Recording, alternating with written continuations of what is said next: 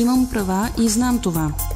Минути за нашите права и задължения като граждани и потребители. Всяка година хиляди българи намират работа и временно препитание в чужбина. Някои работят сезонно, други така и не се завършват, остават там. Важно е да се знае обаче, че всеки, който се е завърнал, има право на парично обезщетение. Какви са първите стъпки за кандидатстване, ще чуем от Милчо Цоков, директор на Бюро по труда Видин. Право на обезщетение на лица, които са работили в чужбина, имат тези лица, които са били осигурявани от работодателя в страната, където са работили. За да получават обезщетение в България, след освобождаването от работа, те са длъжни в 7 работни дни от датата на освобождаване да се регистрират в бюрата по труда в България, там по местоживеене, където са избрали.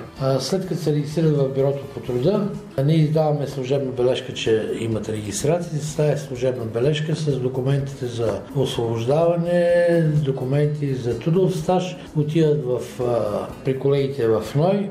И те там по реда на тяхните закони изчисляват времетраенето и размера на обезщетението, което има право, или пък може да няма право лицето. Срока при тях е по-дълъг, 3-месечен е срока по обработване на документите. Препращат институциите в София, проверяват по данните на държавите там, за колко време, как е осигурен, как е освободен. Значи лицето, ако закъснее над 7 дни, то носи санкция за всеки ден закъснение, му се намалява по един ден от обезщетението. Ще вземе по-малко. Да, един ден, ако е закъснее един ден ще бъде лишен от обезщетение. Как обаче се определя размера, в какви срокове, кой има право на обезщетение и от кои държави? На тези въпроси отговаря Любен Иванов, началник сектор краткосрочни плащания към Националният осигурителен институт във Видин. Ние говорим единствено за лицата, работещи български граждани в чужбина, в страните или държавите членки на Европейския съюз. И освен тях, извън тях, имаме и международни договори други държави, не членки. А това са Македония, Сърбия, Босна, Херцеговина, Черна гора, Молдова и Украйна.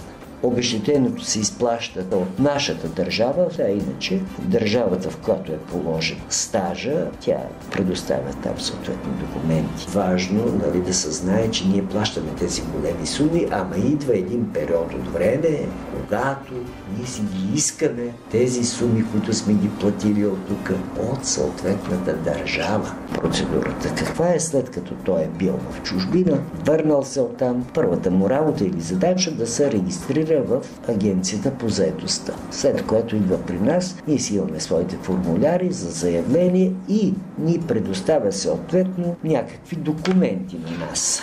На едното му викаме У1, друго У2, У4, така и така нататък. Това са детайли, които касаят пряко професионалистите или специалистите, които се занимават. Представя при нас, пуска заявление, ние съответно откомплектоваме нещата и изпращаме в дирекция международни спогодби.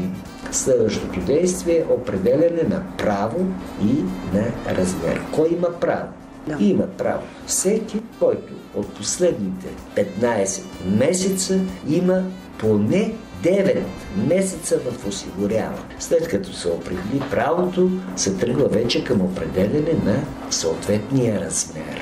Този размер е това, което е характерно за разлика от определенето на размера на обезщетението за безработните, които са при български работодател в България и онова, което е там при тях. Важно е да се спомене, че се стъпя само върху последната заетост. Последната заетост. Аз може да съм работил тук, да речем, 7 месеца, там 2. Аз съм отишъл там и съм работил 2 само от ние реални доходи, за които имаме документ от държавата. Разбира се, ние си прилагаме правилото, което е заложено от КСО, Кодекса за социално осигуряване, колкото излезе 60%, нали, се взема среднодневен размер на обезщетението и задължително, ако да речем той там е получавал примерно по 5000 паунда на месец, това не значи, че ние ще стъпиме върху тези 5000, защото при нас имаме ограничаване на осигурителен доход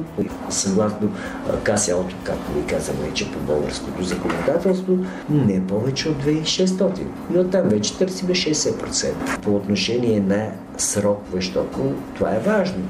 Значи до 3 години са срока на плащане на обезщетение 4 месеца, от 3 до 6 години 6 месеца, от 6 до 9 8 и от 9 до 12 10 месеца, а онези, които са на 12 години 12 месеца и 1 година. Чухме един материал на Моника Йончева. За да можете да вземете пълно обезщетение, всяко лице трябва да е съкратено от работа. Ако сте приключили трудовите си правоотношения по взаимно съгласие или друг начин, пак имате право на обезщетение, но само за 4 месеца и на минималното, което е 7,20 на ден. Надявам се да сме били полезни с тази информация.